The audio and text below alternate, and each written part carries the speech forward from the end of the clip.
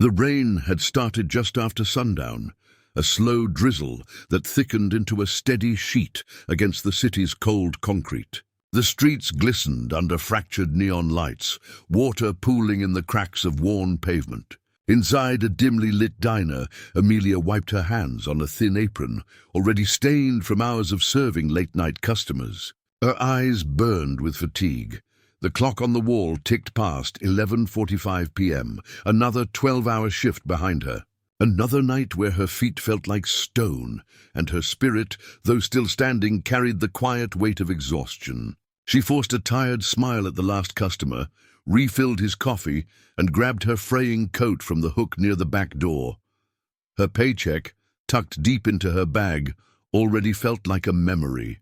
Rent was due in 3 days. School supplies for her son still sat on a list, waiting. The number at the bottom of her bank statement haunted her, always less than she needed. And yet, when she thought of her boy, bright-eyed, curious, and unaware of just how close to the edge they lived, Amelia kept going. She always kept going, stepping into the damp night. She pulled her hood low, bracing against the sting of the wind. The streets at this hour were nearly deserted, save for the occasional car hissing by through puddles. Her reflection followed her in the glass storefronts she passed, a young woman of 31 who looked 10 years older. Hair escaping its bun, eyes shadowed by sleepless nights. The subway entrance loomed ahead, iron steps slick with rain. She descended, each clang of her boots against the metal echoing through the hollow station. Down below, the fluorescent lights flickered, buzzing like tired insects. The tiled walls carried the faint smell of mildew, mixed with something sharp and metallic that always made her stomach tighten. A nearly empty platform stretched before her. An older man in a trench coat sat hunched over a newspaper, muttering softly to himself. A young couple whispered at the far end, their laughter bouncing off the walls. Amelia stood apart, clutching her bag to her chest, her body still wired from years of caution, years of being alone, responsible for more than just herself. The train screeched into the station with a rush of stale air. Doors yawned open and she stepped inside. The car rattled with the familiar hum of wheels against steel, lights humming overhead. She sank into a cracked vinyl seat and exhaled deeply, feeling the day press down on her shoulders. Her thoughts wandered as the train lurched forward. Memories flickered. The mornings she'd pack her son's lunch with whatever she could manage, the nights she'd stay up counting bills until numbers blurred into one another. She thought of the life she once imagined, college, a stable career, maybe even love. But those dreams had long ago fractured beneath the weight of choices and circumstances. Still, hope lingered, fragile as glass. Hope that her boy would grow up safe. Hope that maybe, just maybe, she could carve a future brighter than her present. The train clattered through dark tunnels, the sound rising like a storm around her. She closed her eyes for a moment, letting the rhythm soothe her, even as her body begged for rest. Yet something inside her resisted sleep. Years of survival had trained her to stay alert, even in exhaustion. Across from her, an advertisement for luxury condos gleamed under the flickering light. Live above it all. The glossy image of a smiling couple, champagne glasses raised against a skyline view, mocked her reality. She turned away, pressing her forehead against the cold glass of the window, watching streaks of light blur as the train sped through the underground. Her phone buzzed in her pocket. She pulled it out to see a message from her neighbor. "Don't worry, I got Daniel to bed. He was asking for you." Amelia's chest tightened. Guilt and gratitude twisted together. She typed back a quick thank you, blinking against the sting in her eyes. She wanted to be there every night, to read him stories and tuck him in. Instead, survival demanded her presence elsewhere. The train jolted suddenly, and Amelia straightened, gripping the edge of her seat. Across the car, the man in the trench coat had left. The young couple, too. Only a handful of passengers remained, and that was when she noticed him. At first, he blended into the dimness. A man sitting 3 seats down, dressed in what looked like an expensive suit. Though it was disheveled, the tie loosened. The jacket wrinkled as if he'd been running. His head lolled forward, his hand loosely gripping a briefcase. Something about him seemed wrong. His stillness wasn't the kind of rest born of fatigue. It was heavier, unsettling. Amelia's pulse quickened. She tried to look away, telling herself it wasn't her problem. People fell asleep on trains all the time, but as the car rattled onward, she glanced again. His breathing was shallow, uneven, his face pale beneath the harsh light. She felt her instincts stir, that quiet voice inside urging her to pay attention. Her heart pounded against her ribs. "Don't," she whispered to herself, voice low. "It's not your business." She thought of her son waiting at home. She thought of all the times she had stepped in to help strangers, only to end up burned or betrayed. The world was rarely kind in return, and yet there was something about this man, something that told her walking away wasn't an option. The train screeched as it entered the next station, brakes grinding loud enough to rattle her bones. The doors opened, a few passengers shuffled out, and still the man didn't move. Amelia sat frozen, torn between self-preservation and compassion. The seconds stretched like hours, her breath quick and shallow. She imagined her son's face, imagined what she'd want someone to do if it were him sitting helpless and alone. The doors closed again, sealing the moment. Amelia rose to her feet. She didn't know that this choice, the simple act of standing, of deciding to help, would set her life on a path she could never have predicted. For now, all she knew was that a stranger needed her. And though her body trembled with fear, her heart carried her forward. She stepped closer, her voice soft but firm. "Sir, are you all right?" The man didn't answer. His head tilted slightly, the briefcase slipping from his fingers. The sound of it hitting the floor echoed through the empty car, sharp as a warning bell. Amelia's breath caught. The air between them thickened, charged with something unspoken, something that would ripple far beyond this night. It was just another ride on the subway, just another night like any other, but for Amelia, it was the beginning of everything. The subway car rattled through the dark tunnel, its lights flickering in uneven pulses that cast shifting shadows along the cracked floor. Amelia's heart hammered as she crouched slightly, leaning toward the man in the wrinkled suit. "Sir?" she repeated, her voice steady but urgent. No answer. His chest rose and fell shallowly, each breath strained as if pulled from deep water. His hand twitched once, then stilled. The briefcase at his feet lay open just enough to reveal polished leather folders, the faint glint of a gold pen. Expensive. Out of place in this world of tired workers and half-empty cars. Amelia hesitated. Every instinct screamed to back away, to sit down and wait until the train reached the next station. Let someone else deal with it. But another thought pressed harder. What if no one else will? She reached out, gently touching his arm. His skin was clammy, cold beneath the fabric of his shirt. He jerked slightly, head lifting just enough for his eyes to flutter open. For a moment their gazes locked. His eyes were startling, storm grey, sharp even through the haze of exhaustion. They carried something strange, not the vacant fog of drunkenness, but the weighted stare of someone carrying far too much. "Are you okay?" she asked softly, his lips parted, but the words came out slurred. "Just need a moment?" Amelia exhaled with relief, though her chest still felt tight. She grabbed the half-empty bottle of water from her bag and held it toward him. "Here, drink this." He hesitated, then took it, his hand trembling as though even that small act cost him effort. He drank greedily, spilling some across his chin, before leaning back against the seat. "Thank you," he murmured, his voice low, cultured, but frayed at the edges. She nodded, uneasy. The subway roared on, filling the silence between them. She wanted to ask questions. What happened? "Are you sick?" "Should I call someone?" But the weight in his expression silenced her. This wasn't just fatigue. It was something deeper, something dangerous. The train screeched into another station. Doors slid open, a gust of stale air rushing in. A few passengers boarded, barely glancing their way, before the train lurched forward again. Amelia glanced down at the briefcase. She wasn't the type to pry, but her eyes caught a monogram embossed in gold, VH, initials she didn't recognize. The case itself looked custom, expensive enough that it probably cost more than her month's rent. Who was this man? The stranger sat straighter now, adjusting his tie with shaky fingers. His voice steadied slightly, though his eyes still held that shadow.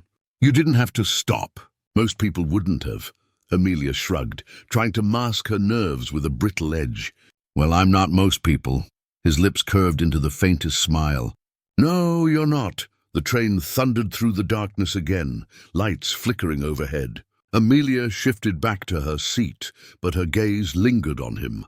Something about the moment felt fragile, fleeting, as if the city itself had paused to hold its breath.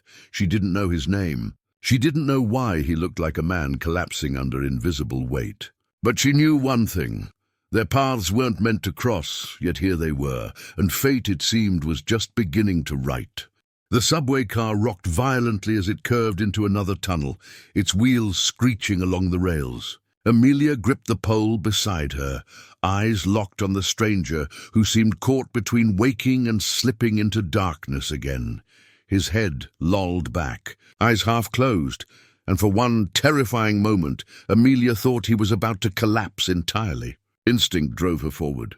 She reached for his shoulders, steadying him as the train jolted. "Hey, stay with me," she urged, her voice sharp, cutting through the metallic roar of the tracks.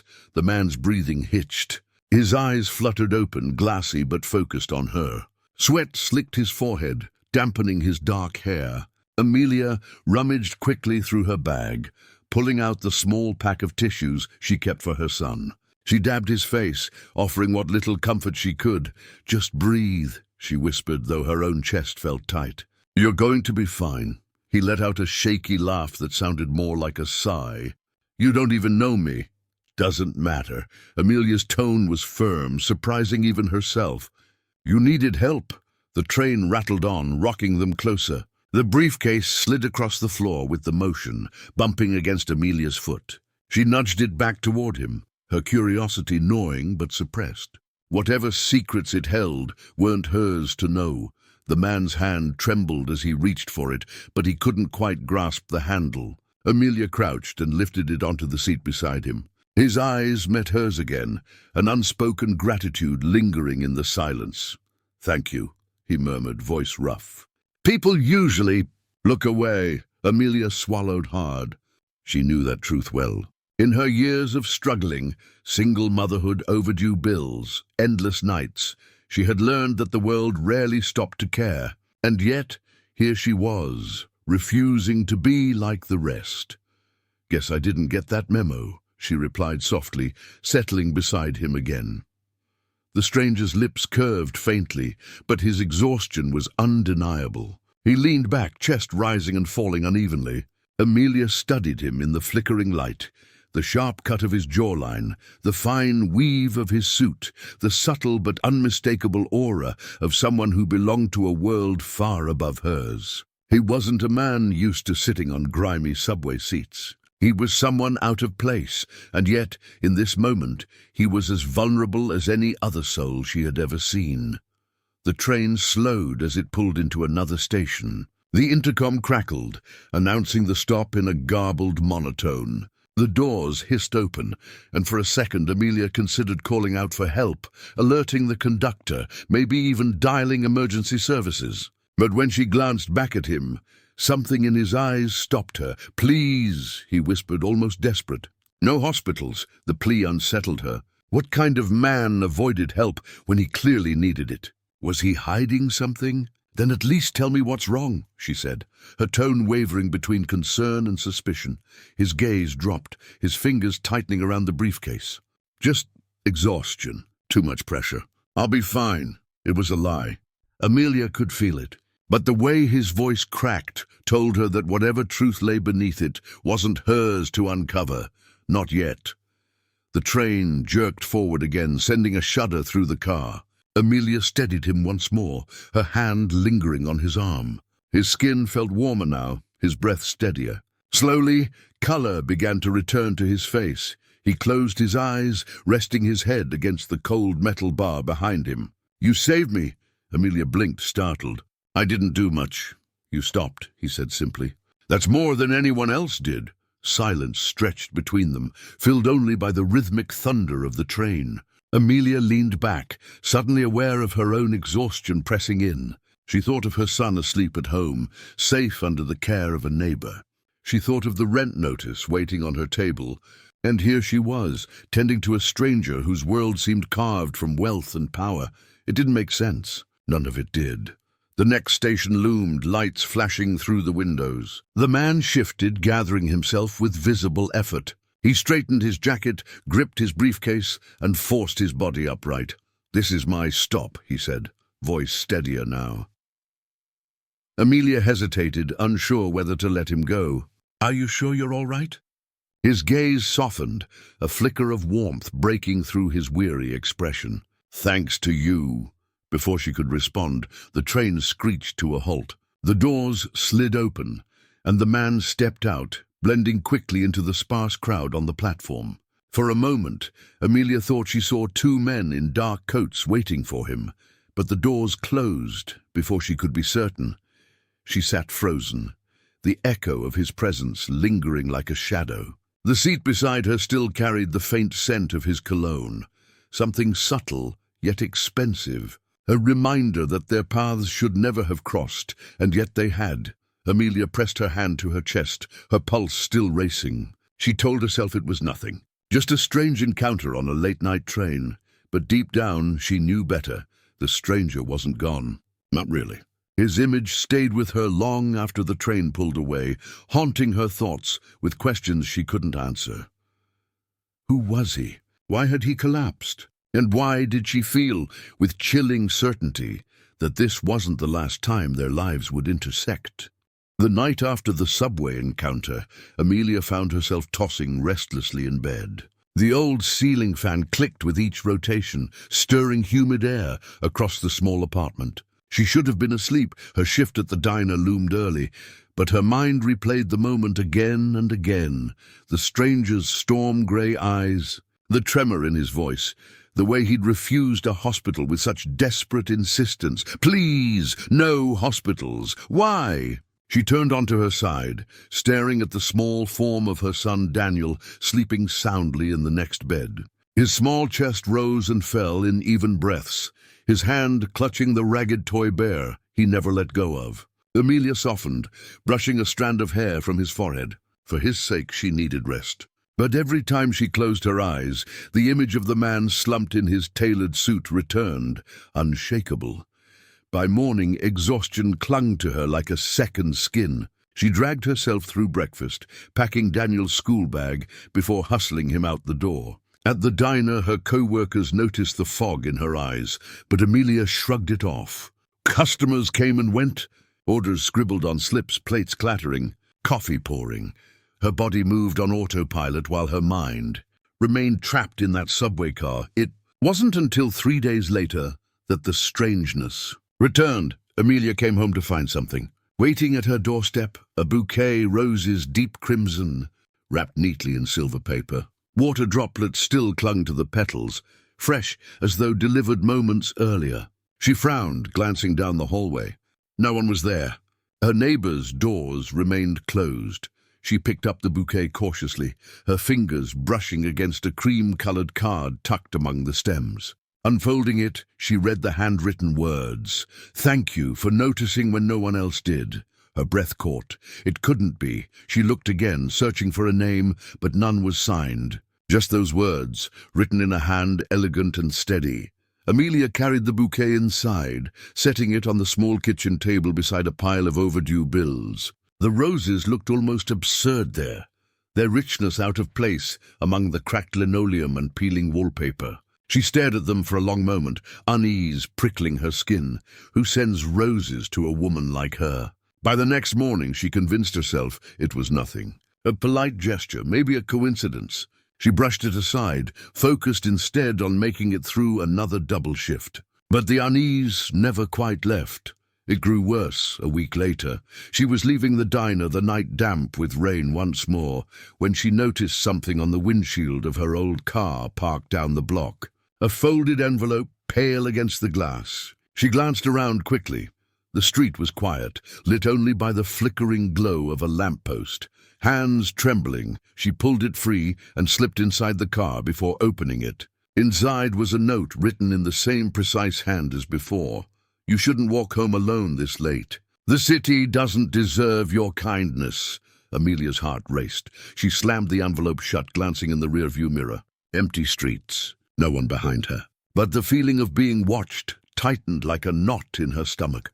For days afterward, she lived in a strange haze of dread and curiosity. Whoever he was, the stranger from the subway, he hadn't forgotten her. But why this? Why not simply approach her? Why hide behind roses and letters, shadows and silence? Daniel noticed her unease. "Mom," he asked one evening as they sat eating macaroni, "why do you keep checking the window?"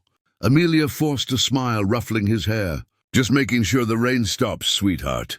But inside, her nerves frayed. It wasn't just the roses or the notes. It was the feeling that her life, so ordinary, so fragile, had been brushed by something larger, heavier. And now nothing felt the same. Late one evening, while folding laundry, Amelia's phone buzzed with a text from an unknown number.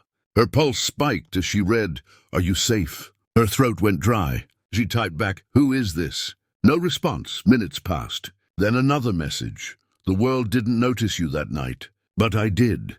She dropped the phone as if it had burned her. Her heart pounded in her ears. Fear and something else, something inexplicably thrilling, twisting inside her. She wanted to block the number, to erase any trace of this stranger from her life. But part of her couldn't, because for the first time in years, someone had noticed her. The next morning, Amelia walked Daniel to school under a grey sky. On the way back, she caught sight of a black car idling at the corner. Tinted windows.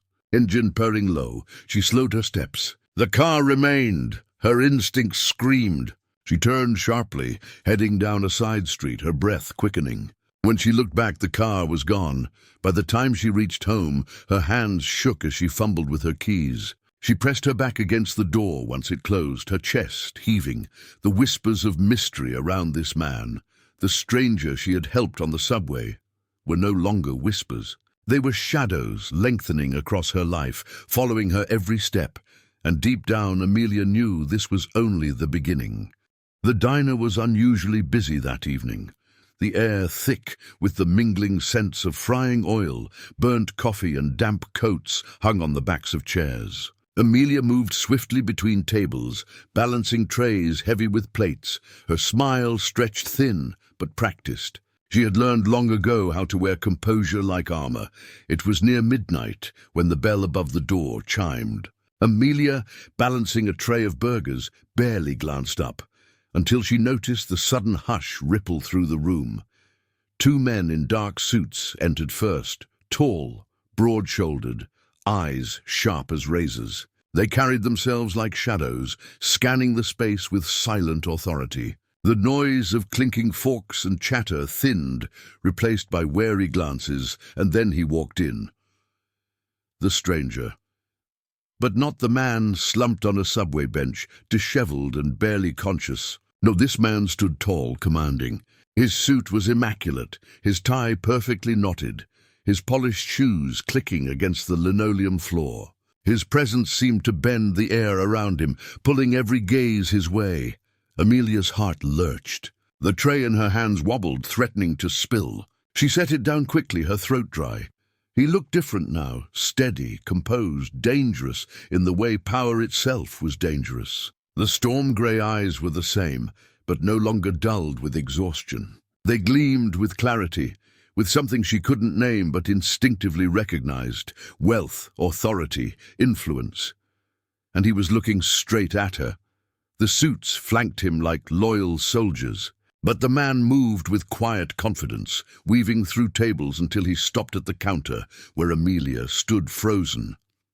"Amelia," he said, her name rolling off his tongue like a statement, not a question. She stiffened. "How do you know my name?" "I made it my business to find out," he replied smoothly, voice low but carrying. "You saved my life. Did you really think I wouldn't?"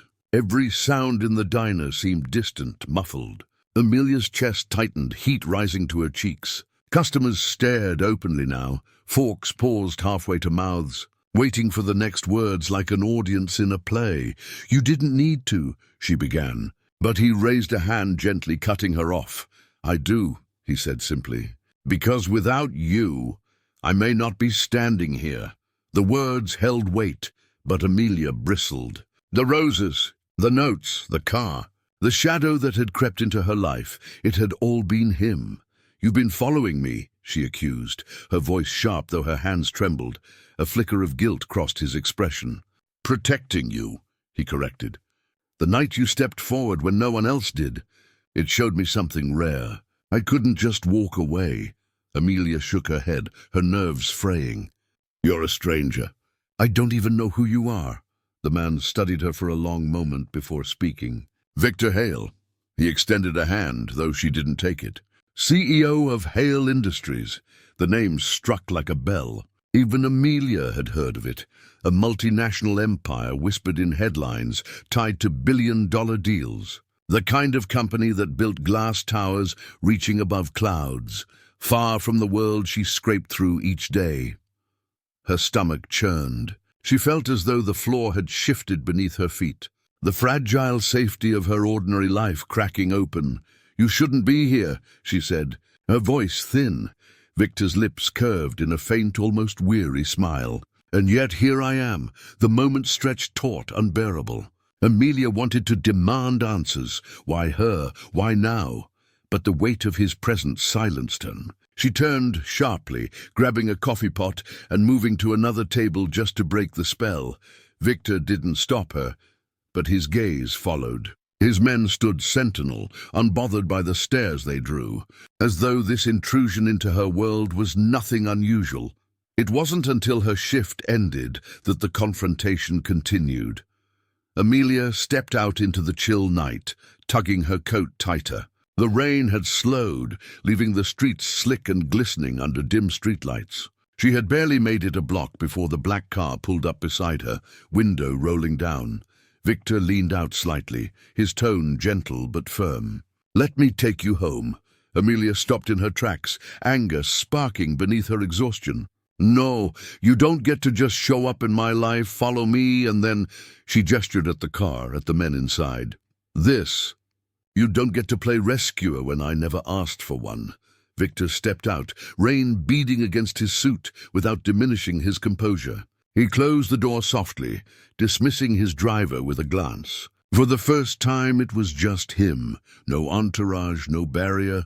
"I know how it looks," he admitted, "but I couldn't forget you. Do you know how rare it is to meet someone who acts without expectation, who doesn't see me as a transaction, an opportunity, or a threat?" Amelia's arms folded tightly across her chest. "I'm not your charity case." Victor shook his head. "I never thought that. You didn't help me because of who I was. You didn't even know. That's why you matter." The sincerity in his voice rattled her more than his wealth, more than his power. She wanted to push him away, to reject whatever strange collision this was. But her heart betrayed her, pulsing with the memory of his frailty that night, the unguarded look in his eyes. She took a shaky breath. "I have a son, a life. We don't belong in your world." Victor's gaze softened, shadows of exhaustion still haunting him beneath the surface of control. "Then let me belong in yours." Amelia froze. No one had ever said such words to her. Not like that, not with that weight. The rain fell softly around them, the city humming in the distance. For a moment, the space between them felt like a line neither should cross, yet both already had.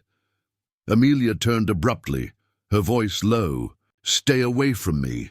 But as she walked quickly down the block, her reflection glancing in the rain-slick windows, she couldn't shake the feeling that it was too late. Their worlds had collided, and nothing would ever be the same again. For the next week, Amelia tried to shake Victor Hale from her thoughts. She threw herself into work, doubling shifts, keeping her eyes low, her steps quick. When neighbors asked about the bouquet still sitting in her window, she brushed it off. When her son Daniel asked why she seemed distracted, she forced a smile, promising she was fine. But the city had its own way of pressing people together. No matter how they tried to drift apart, it began with small encounters. Victor waiting near the school as Daniel ran out. the boy darting into his mother's arms while Victor lingered a respectful distance away. He didn't intrude, didn't speak, just watched, a ghost at the edge of their ordinary world. Amelia confronted him one morning, her patience fraying. "You can't keep doing this," she hissed, voice low but firm. "Watching, waiting. It's not right." Victor's expression didn't harden. It softened, as if he understood the fear beneath her anger. "I'm not here to disrupt. I'm here because I can't forget that night. You saw me at my weakest. Do you know how rare that is?" Amelia's lips pressed into a thin line. "I don't want your money or your attention. I just want peace." But peace, she realized, was already slipping. That evening, Daniel sat at the kitchen table, crayons scattered, drawing pictures of superheroes with bright capes. "Mom," he said casually, "that man in the nice suit, he waved at me today." Amelia froze mid-stir of the macaroni pot. "What man?" Daniel looked up, his eyes wide and innocent. "Oh, the one with the black car. He asked if I like baseball. I said yes." Fear coiled in her stomach. She crouched, gripping Daniel's shoulders gently. "Sweetheart, you don't talk to strangers. You hear me?" "Never," Daniel's small brow furrowed. But he didn't feel like a stranger. Amelia held him tighter, her chest aching. The next day, Victor appeared again, this time outside the diner, waiting as she left her shift. Amelia stormed toward him, her anger finally breaking free. "You don't talk to my son," she snapped, voice trembling. Victor raised his hands slowly, palms open. "I didn't mean harm. He reminds me of myself. Before all this." His gesture encompassed the sleek car behind him, the tailored suit, the men who lingered discreetly in the shadows. "I only asked him about baseball." "That's not your place," Amelia said sharply. "You don't belong in his life. Or mine." Victor studied her in silence, then nodded once, as though accepting a truth too heavy to argue against. But his next words betrayed his resolve. "Then let me help in other ways. Quiet ways. No strings." Amelia frowned, confusion cutting through her anger. "What does that mean?" Victor reached into his coat, pulling out a small envelope. He held it out, but she refused to take it. "It's not money," he said quickly, almost pleading. "It's an opportunity. A friend of mine runs a scholarship program for single mothers. Training, job placement. You wouldn't have to serve coffee at midnight anymore." The words pierced her defenses. For a fleeting second, Amelia imagined a life where Daniel saw her home in the evenings, where she didn't collapse into bed after endless shifts. A life where survival wasn't her only measure of success. But she shook her head, pushing the envelope back toward him. "I can't accept anything from you." Victor's jaw tightened, but his voice remained calm. "Why, out of pride?" "Or fear, both," she wanted to say. Instead, she turned away. "Because nothing in this world comes free. Especially not from men like you." For a while, he kept his distance. Days passed in relative quiet. Yet Amelia couldn't ignore the changes. The diner upgraded its old coffee machine, courtesy of an anonymous donor. Daniel came home with a brand new backpack, given by a school program she'd never heard of. The lights in the stairwell of her apartment building, broken for months, suddenly worked again. Victor's shadow lingered. Even when he wasn't there, one rainy afternoon, Daniel came home, clutching a baseball glove far too fine to have been bought at the corner store. "Look what I got, Mom!" He beamed, his excitement lighting up the room. Amelia's heart clenched. She demanded to know where it came from. Daniel hesitated, then whispered, "Mr. Hale said I should practice for when he takes us to a game." Amelia's fury ignited. She marched straight out into the rain, heading for the black car she knew would be parked near the block. And there he was, Victor, standing outside, umbrella in hand, waiting as though he knew this confrontation was inevitable.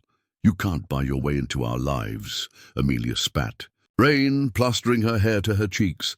Victor's expression didn't flinch. "It's not about money.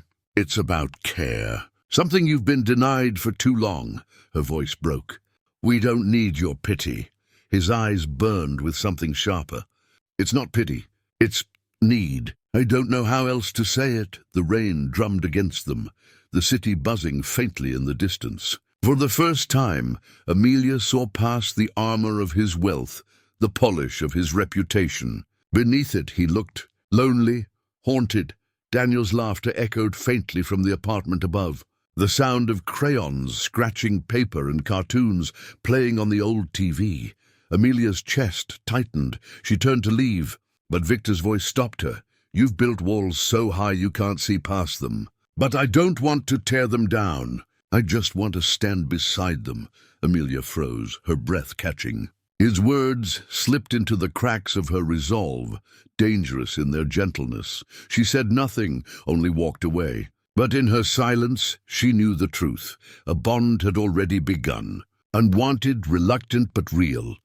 The rain finally gave way to a brittle autumn chill, but Amelia felt no relief. The quiet bond forming between her and Victor gnawed at her from within, unwanted yet undeniable.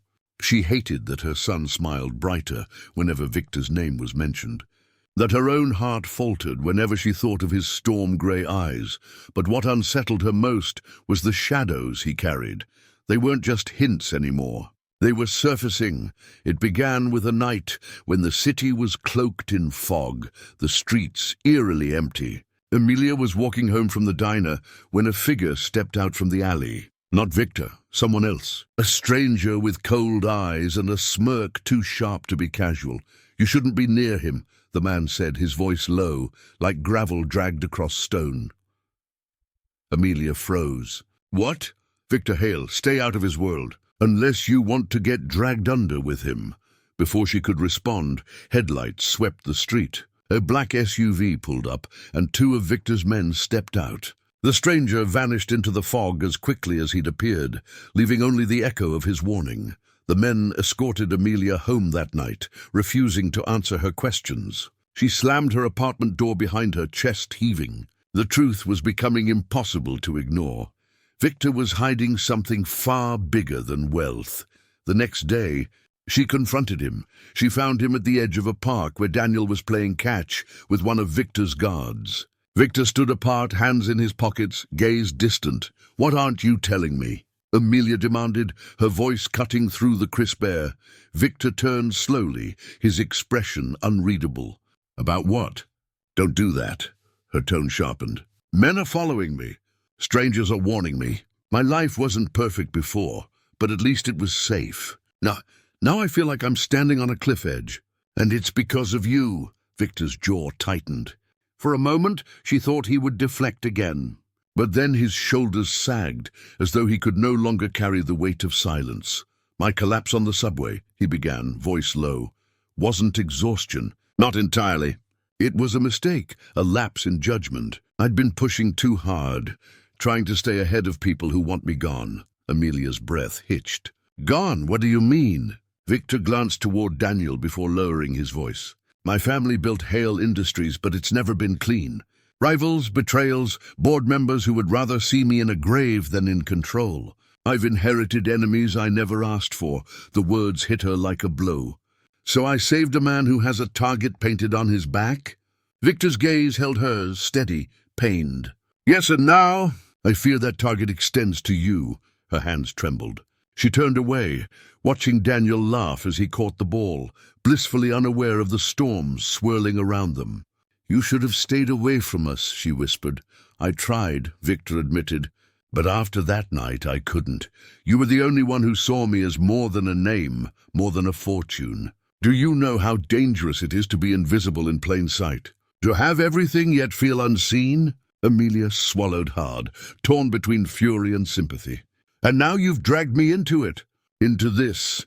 I would never let harm come to you," Victor vowed, his tone fierce. "Not you. Not your son." But promises felt fragile in the face of unseen enemies. That night, Amelia dreamed of shadows, figures lurking at the edges of her vision, whispers curling like smoke around her. She woke in a sweat, clutching Daniel close. Her small, fragile world had been invaded by forces she couldn't comprehend. Days later, the invasion became undeniable. She was leaving the grocery store when two men approached her car. Their smiles were polite, but their eyes were cold.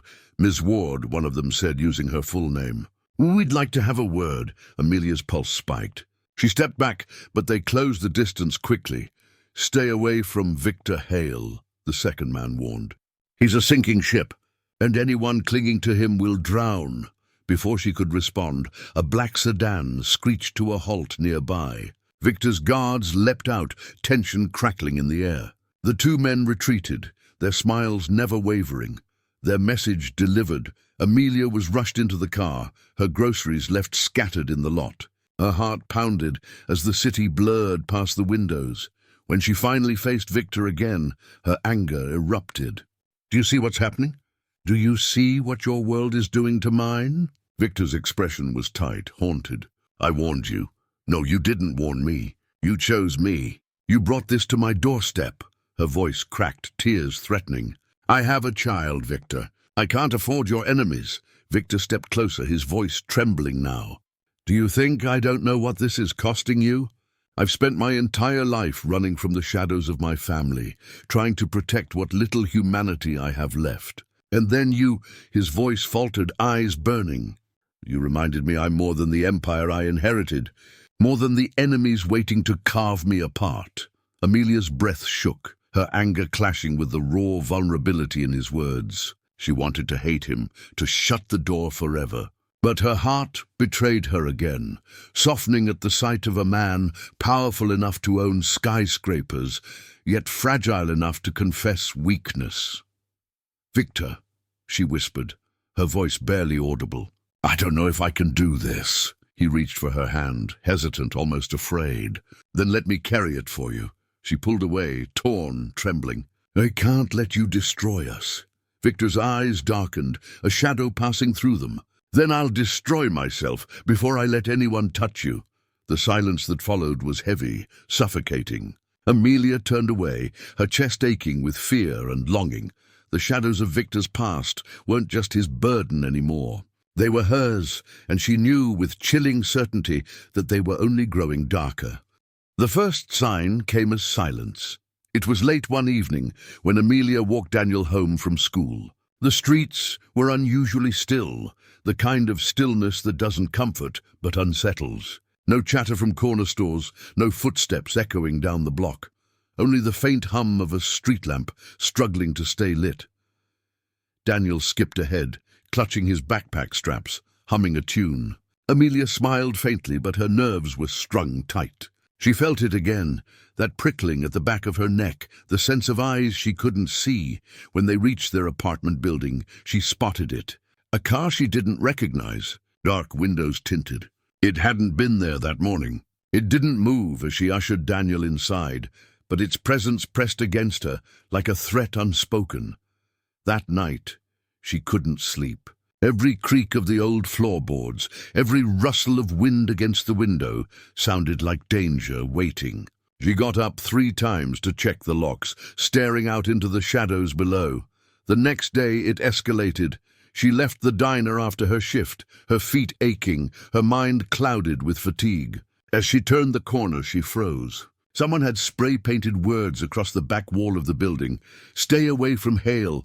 Her breath hitched. She glanced around, but the street was empty, the message glaring back like blood against brick. By the time she got home, her hands were trembling. She tried to hide it from Daniel, forcing a smile as he showed her the picture he'd drawn at school. But her voice shook.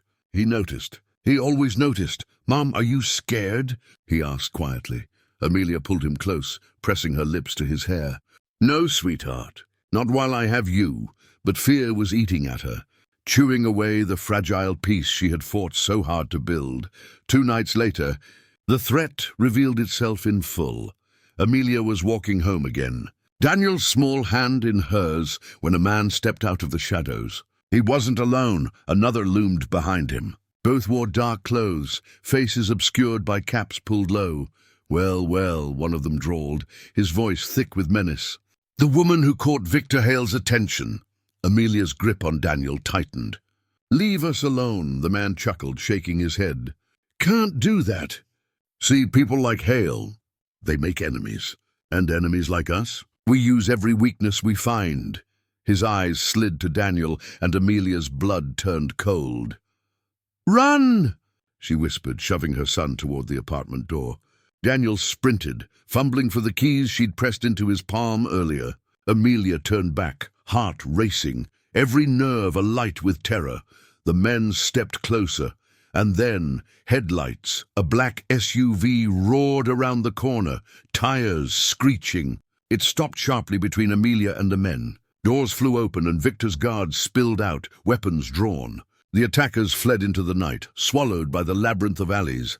Victor himself stepped from the SUV, his expression carved from steel. His storm-grey eyes scanned Amelia, then Daniel, ensuring they were unhurt. Relief flickered across his face, quickly smothered by fury. "This is exactly what I feared," he said, his voice low but shaking. "They know who you are now. They won't stop." Amelia's chest heaved.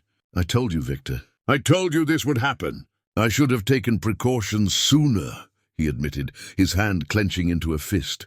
I thought I could keep them at bay without dragging you into it." "But I was wrong!" Daniel clung to Amelia, his small body trembling.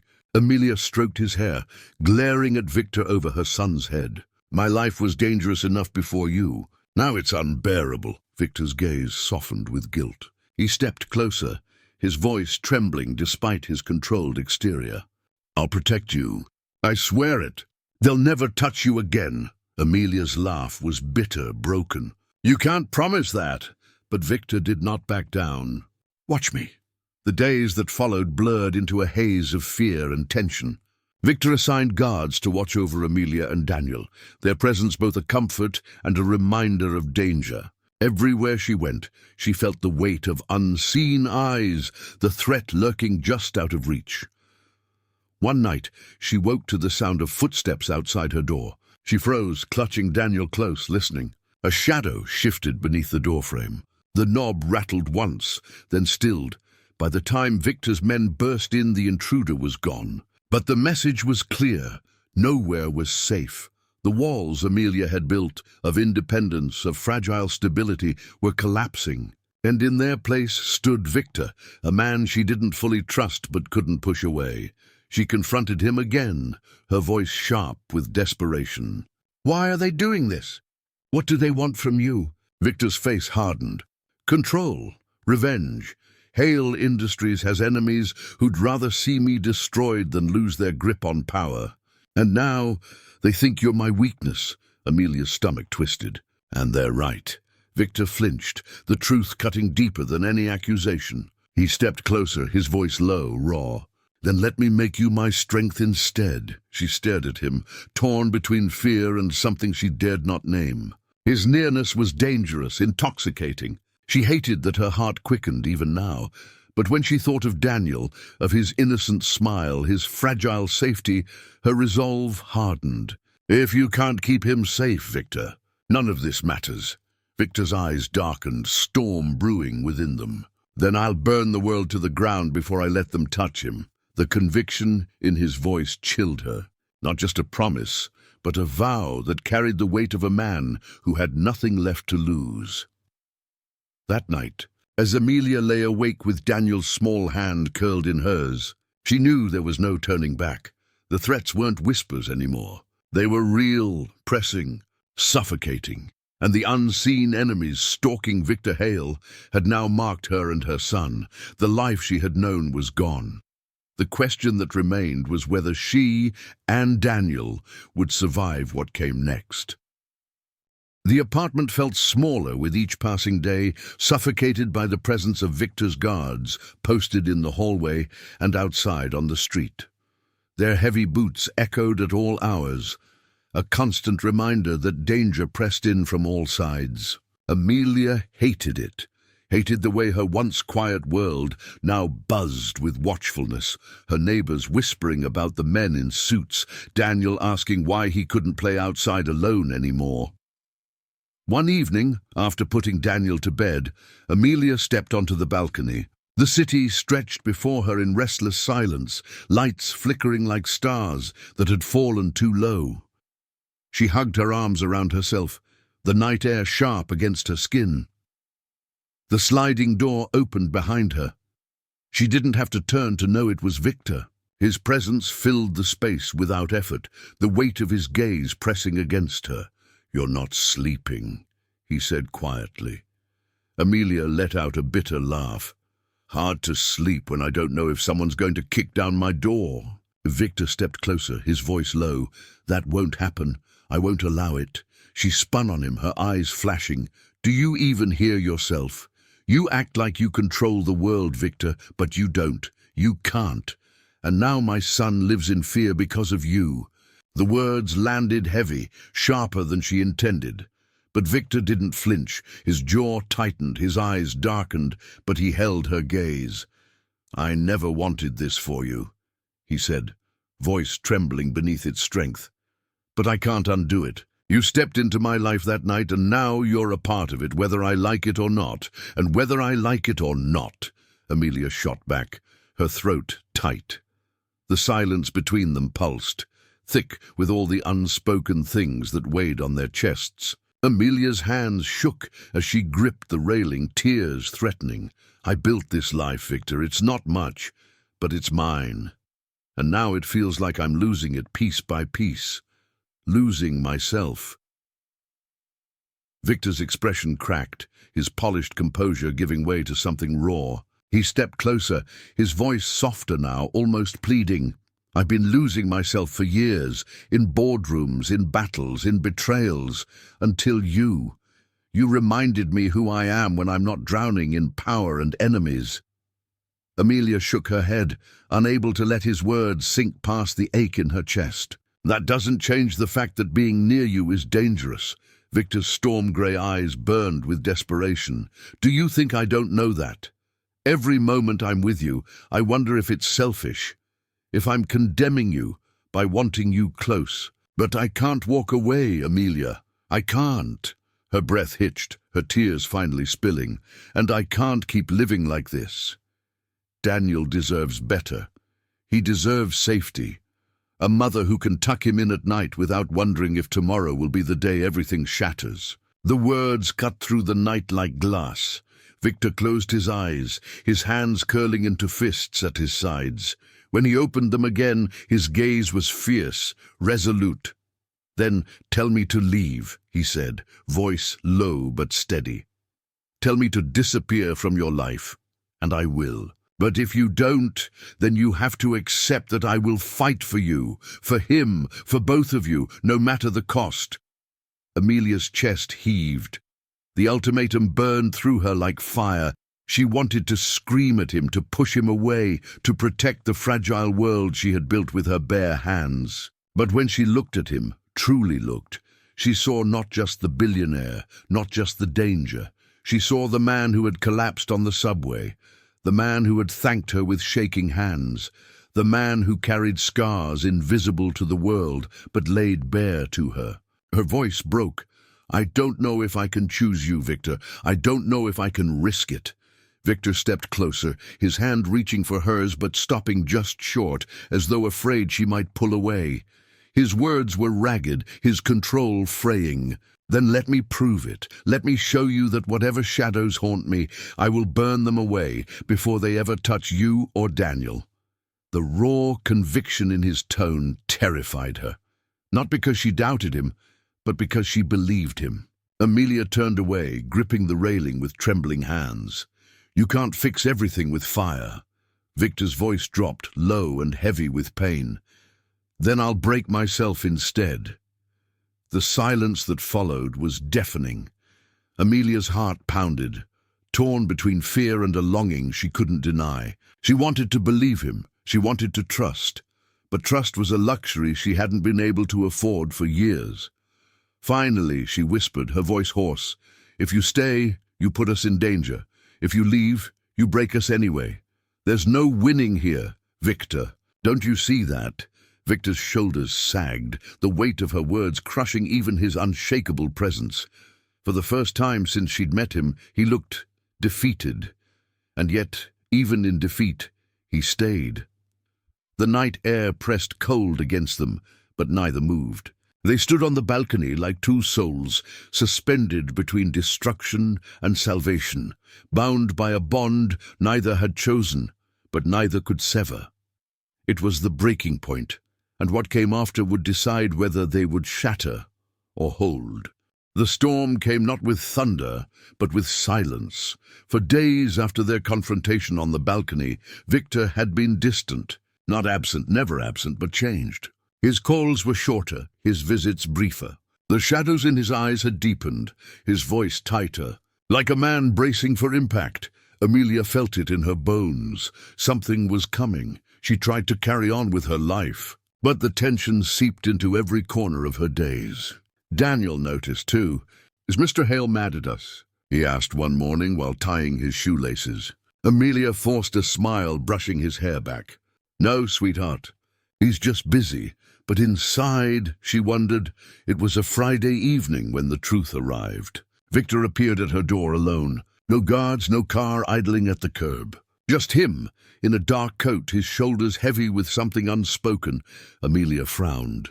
"Where are your men?" Victor's storm-grey eyes met hers, weary but resolute.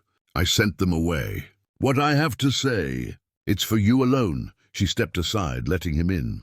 The apartment felt smaller with him there, the air charged. Daniel was asleep in the other room, his quiet breathing a fragile reminder of innocence untouched by the chaos swirling outside. Victor stood in the center of the room, gripping the back of a chair as though to steady himself. "They've made their move," he said finally.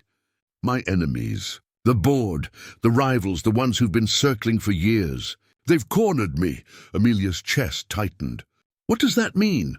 "It means," he said slowly, "that unless I surrender Hale Industries, they'll come for me. For you, for Daniel.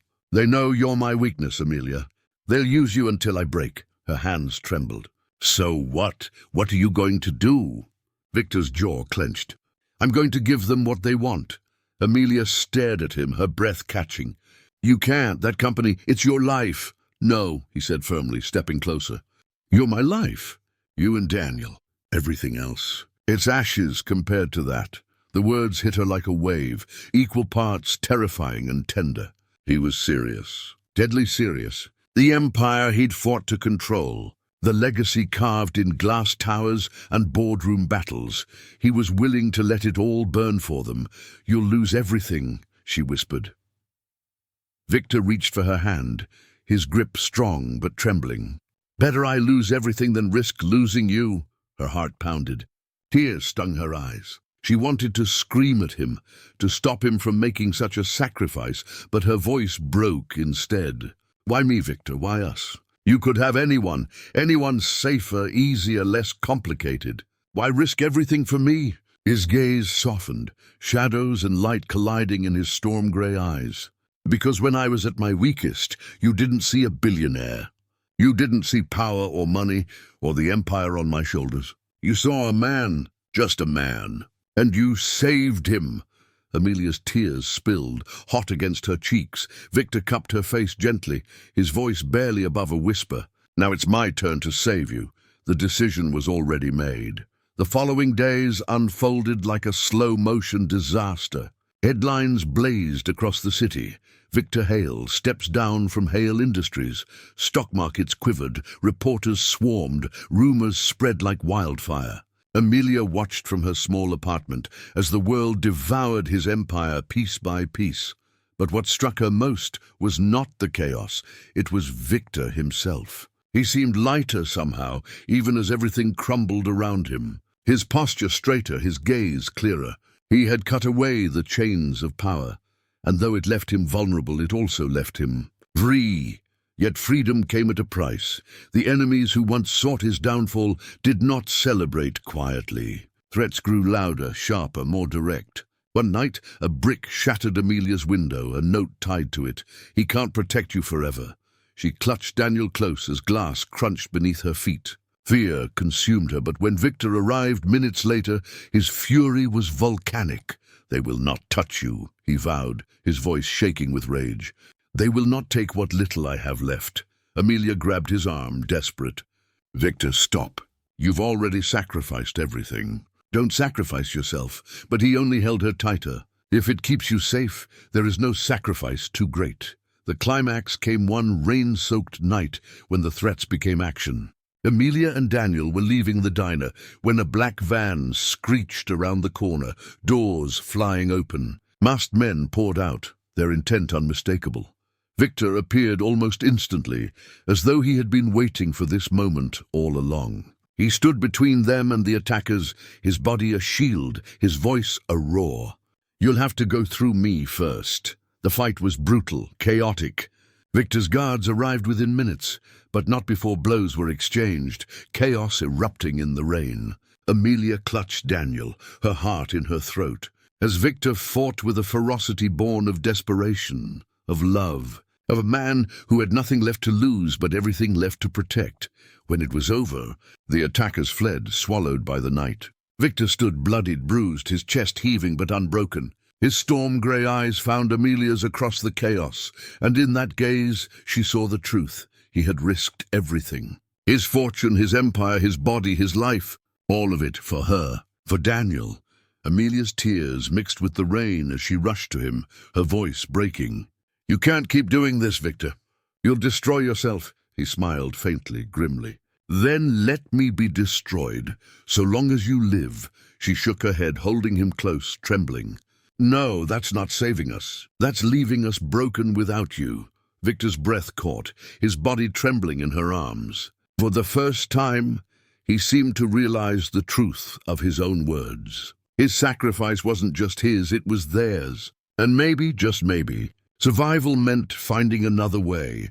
But in that moment, standing in the rain, Amelia knew one thing with certainty. Victor Hale would give everything, everything, to keep them safe. And that knowledge was both the most terrifying and the most beautiful truth she had ever known. The days following the attack blurred into a strange kind of quiet. Not peace, never peace, but the muted silence that comes after chaos. When the city holds its breath as though afraid to wake something still lurking in the shadows. Amelia sat at her kitchen table, staring at the fractured glass of the window where the brick had shattered through. The landlord had taped plastic across the frame, the edges flapping faintly with each gust of wind. Daniel sat on the floor nearby, coloring, his humming soft and innocent. Too innocent, considering what he had seen. Her hands shook as she folded the bills stacked before her, not from their weight, but from the weight of everything that had come crashing down. Her life had been small before, fragile but contained. Now it felt cracked open, the darkness of Victor's world bleeding into hers until she could no longer tell where one ended and the other began. The knock on the door startled her. For a heartbeat, panic seized her chest. But then Victor's voice came, steady, low. "It's me." She opened the door to find him standing there, his arm still bandaged, his suit jacket absent, leaving him in a dark shirt that clung to the lines of his frame. His storm-grey eyes searched hers, heavy with exhaustion, yet softer now, stripped of their usual steel. "May I come in?" he asked. She stepped aside silently. Victor entered with a carefulness that unsettled her, as though her apartment was holy ground he dared not disturb. He glanced at Daniel, offering the boy a small smile. Daniel smiled back, shy but genuine, before returning to his crayons. Amelia crossed her arms, her voice tight. "You should be resting." Victor's lips curved faintly. "I don't rest well." Silence stretched between them. The sounds of Daniel's crayons, scratching paper, filled the space. Finally, Victor spoke, his voice low. "I meant what I said. I would give everything to keep you safe. But I realized, if I lose myself in the process, I've failed you just the same." Amelia's throat tightened. "So what now?" Victor exhaled, his shoulders sagging. "Now, I step away from the fight. Hale Industries is gone. The enemies who wanted me toppled got their wish. And maybe that means they'll leave you alone." Amelia studied him. He looked smaller somehow, not in stature, but in presence. The man who once carried the weight of glass towers and fortunes now seemed almost ordinary, vulnerable, but there was a strange beauty in it too. She moved closer, her voice soft. "Do you regret it? Walking away from everything?" Victor met her gaze, his eyes raw, unguarded. "I regret that it took losing everything to find what truly mattered." His hand lifted slightly, then fell back uncertain. "I regret that I brought danger to your door, but you, Amelia, you are the only thing I don't regret." Her breath caught. For weeks she had fought against him, against the force of his presence in her life. But in that moment, standing in her small apartment, the truth she had tried so hard to deny became impossible to ignore. He wasn't just the billionaire who had stepped into her world. He was the man who had chosen to step out of his own. Daniel's voice broke the silence. "Mr. Hale, will you stay for dinner?" Victor's gaze flickered, softening as he looked at the boy. He smiled faintly. "If your mother allows it." Amelia hesitated, then nodded. That night they ate together at the small kitchen table. The food was simple, macaroni and leftover vegetables, but it felt like a feast, laughter threading its way through the meal in fragile but real strands. For the first time in weeks, Amelia felt the weight lift, if only slightly. Later, after Daniel was asleep, Amelia and Victor sat on the balcony. The city stretched quiet beneath them, lights winking in the distance. "Do you think it's over?" she asked, her voice carrying the fragility of hope. Victor leaned back, his gaze on the skyline. "I don't know. Men like the ones I've fought, they don't forgive and they don't forget. But I'm no longer their king. I've given them their throne. Maybe that's enough." Amelia's hands folded in her lap, trembling faintly. "And if it's not?" Victor turned to her, his eyes steady, storm-grey and unwavering. "Then I will still stand between them and you, always." The conviction in his voice was both terrifying and comforting. She exhaled, leaning back against the railing, allowing herself for the first time to feel not just fear, but possibility. For so long, her life had been defined by struggle, by what she lacked, by what she fought to hold on to. Now, for the first time, she felt the fragile threads of something else weaving through her days. Not safety, not certainty, but hope. Hope that even after the storm, there could be something worth holding on to, and perhaps, just perhaps, that something was standing beside her. Winter settled over the city, wrapping the streets in a brittle chill. The days grew shorter, the nights longer, but in Amelia's small apartment, warmth lingered in ways it hadn't before. It was subtle at first. Victor coming by more often, not with flowers or gifts, but with groceries carried awkwardly in his arms, or books tucked under one arm for Daniel. He had lost his empire, yet he carried himself with a quiet dignity Amelia hadn't seen before.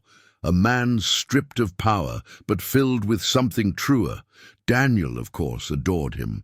He would run to the door when Victor arrived, tugging at his hand, showing him drawings, asking him questions about skyscrapers and faraway places. For Amelia, it was both comforting and terrifying, because beneath the fragile rhythm of their new life, shadows still lingered. One evening, Amelia found Victor sitting alone on the balcony, his gaze lost to the skyline. She stepped outside, pulling her sweater tighter against the cold.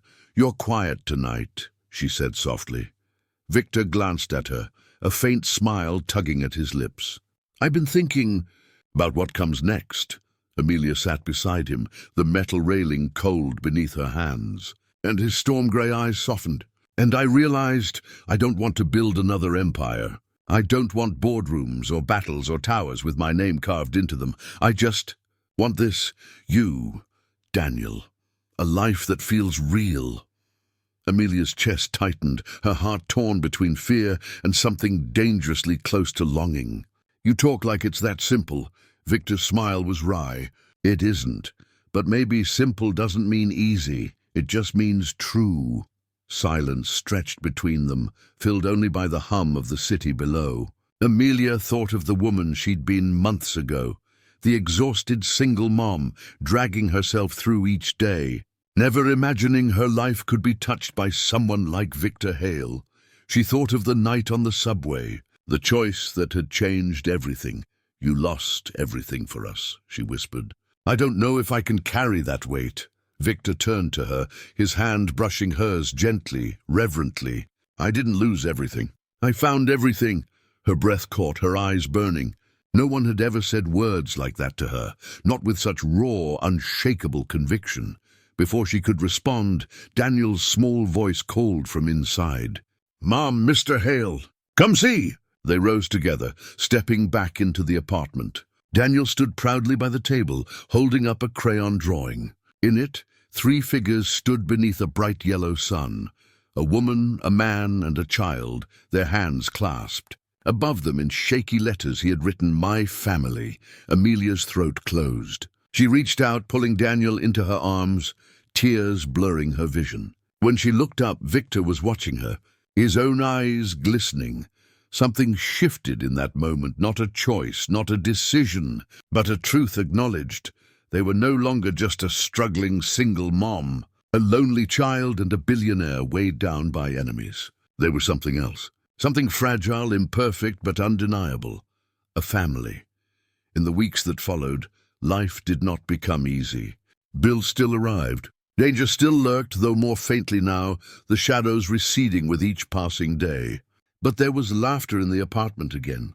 There were dinners shared, stories told, nights where Amelia fell asleep not to fear, but to the sound of Daniel's soft giggles as Victor attempted, terribly, to read bedtime stories. One night, Amelia lay awake, staring at the ceiling fan. Victor slept beside her, his breathing steady, his presence grounding. She thought of everything they had endured, the subway, the threats, the sacrifices. And she realized something she had never dared believe before. She was no longer alone. Her struggles hadn't vanished. But now she faced them with someone who had chosen her, not in spite of her scars, but because of them. Someone who had seen her in the shadows and stayed. The future was uncertain. It always would be. But Amelia felt, perhaps for the first time, that uncertainty wasn't something to fear. It was something to live into. She reached for Victor's hand in the dark, her fingers intertwining with his. His grip tightened even in sleep, as if he'd been waiting for her touch all along. And in that quiet moment, Amelia knew her life was no longer defined by struggle, by loneliness, by survival. It was defined by love, by resilience, by the choice she had made one ordinary night on a subway car, when she stopped, when no one else did.